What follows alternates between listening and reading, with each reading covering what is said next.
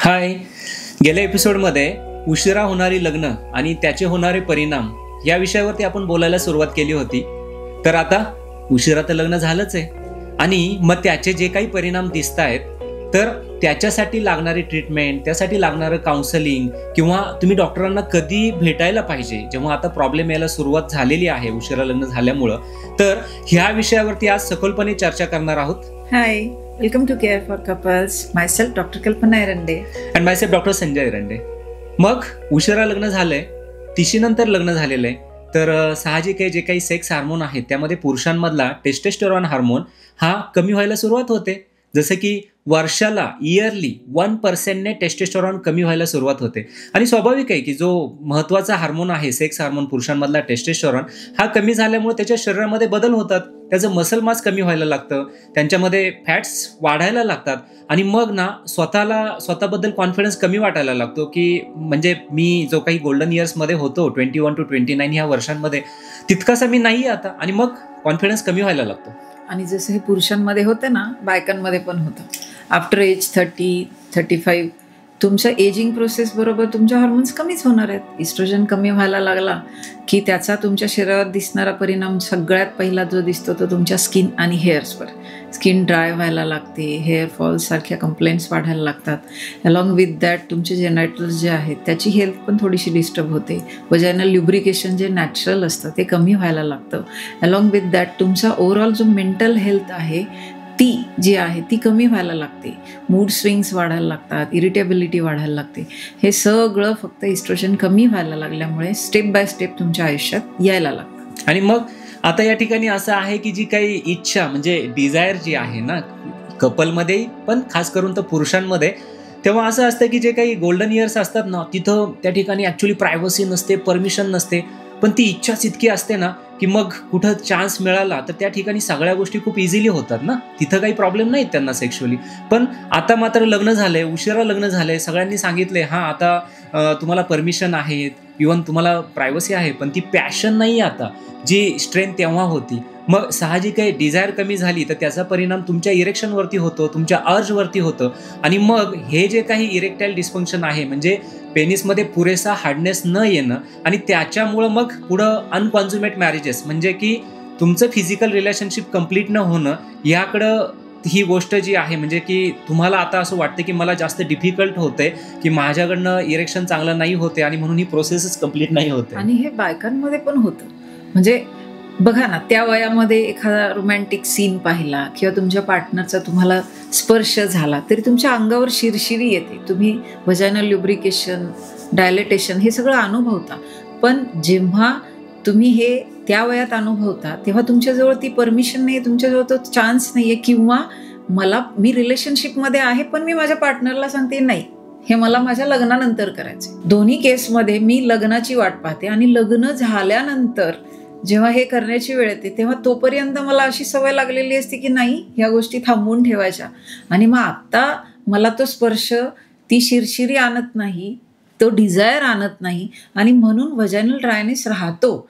आणि ज्या मुलींच्या बाबतीत असं असतं की त्यांना लग्नाच्या वेळी असं कुणीतरी भेटतं की बाई गं पहिल्या वेळी पेन होईल, ब्लिडिंग होईल असं सांगतात, त्या ॲक्च्युली यांना घाबरवून देतात. आणि ती भीती घेऊन जेव्हा ती ह्या गोष्टीला सामोरी जाते तेव्हा ती घाबरूनच ती जागा इतकी पॅक पकडून ठेवते की ॲक्च्युअल पेनिट्रेशन होऊच शकत नाही आणि म्हणून अनकन्झ्युमेटेड मॅरेज होण्याची शक्यता वाढत जाते. म्हणजे प्रॉब्लेम जसा मेल्सकडून होतो तसा फिमेल्सकडून पण होतो. सो दोघांनी या गोष्टीचा विचार करायला पाहिजे. आणि मग या ठिकाणी असं आहे की जेव्हा आता फिमेल सपोर्ट करते पण तिचं शरीर जे आहे ती घाबरते, त्यामुळं त्या ठिकाणी ती रिस्पॉन्स जरी देत असेल तरी त्या ठिकाणी ह्या पुरुषाचं आलेलं इरेक्शन निघून जातं. का? कारण पार्टनरची जी काही व्हाजायना आहे ती जागा त्याला तेवढीशी स्पेस मिळत नाही एंट्री करण्यासाठी आणि म्हणून ही जे काही इरेक्शन निघून जातं तर त्याचा कॉन्फिडन्स कमी होतं. कॉन्फिडन्स कमी होतं, ती मनात भीती राहायला लागते. म्हणजे नेक्स्ट अटेम्प्ट करायला जायचं असेल तर करण्याच्या आधीच अरे माझं होईल की नाही होईल, कसं होईल, आणि ॲक्च्युली ह्याच्यामुळे जे व्हायला पाहिजे ना ते पण नीट होत नाही.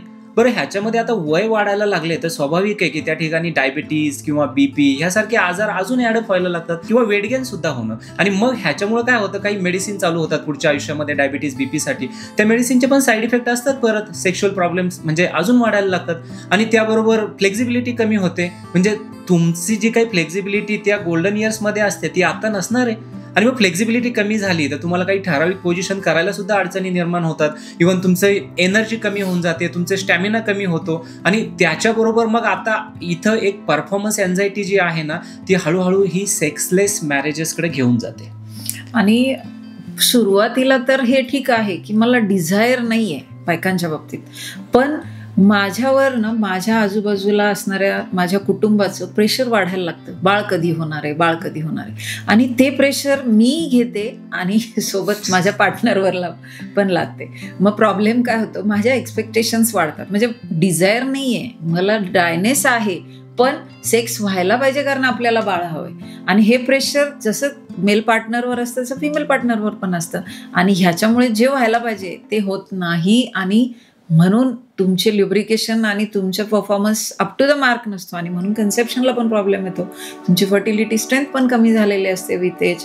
हे सगळे इश्यूज तुमच्या पुढच्या आयुष्यात तुम्हाला त्रास देत असतात. पण मग आता कसं आहे की लग्न झालेलं आहे उशिरा, तर तो जो पुरुष आहे ना, म्हणजे जसं मॅडमने बायकांबद्दल सांगितलं, तर पुरुषांच्या बाबतीत पण या ठिकाणी असे की सुरुवातीला तो मास्टरबेशन करायचा, तो त्याच्या प्रायव्हसीमध्ये करायचा. मग त्या ठिकाणी तो सिंगल पर्सन होता ना, तो एकटा करत असताना त्या ठिकाणी आहे की त्याला त्याची सवय लागते. आणि मग आता मात्र या ठिकाणी पार्टनर आलेली आहे, मग ती प्रायव्हसी जाते. इव्हन काही कपल असे असतात की जे लग्नाच्या आधी रिलेशनशिपमध्ये असतात, पण ते त्या ठिकाणी फिमेल पार्टनर जी आहे ती असं म्हणते की नाही, आपण जे काही करायचं ना ते लग्नानंतरच करू, आता फक्त ना आपण एक जवळ येऊ बसू एवढं. आणि मग फ्रेंड, मग हे जी काही फ्रेंडशिप आहे ना, त्याला त्या फ्रेंडशिपची इतक्या वर्षांची, कदाचित 5 वर्ष 10 वर्ष रिलेशनशिपमध्ये असेल आणि नंतर लग्न होतं. लग्नानंतर त्या फ्रेंडशिपची इतकी सवय लागते की ती बायको असेल तरी ती फ्रेंड म्हणूनच इतकी राहते की त्यांना सेक्स करायचं हेच ते विसरून जातात. आणि मग तो जो फील आहे त्या फिमेल बरोबर जवळ गेल्यानंतर, बायको बरोबर जवळ गेल्यानंतर, ती ऍक्च्युली त्याची जी फ्रेंड असते सुरुवातीला,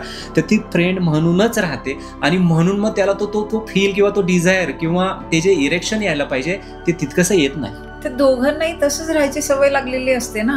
म्हणजे टेकन फॉर ग्रँटेड सारखं होऊन जातं. म्हणजे मी जवळ येऊन बसले तरी मला याच्या आधी असं फील करण्याची सवयच नाहीये, असं होतं.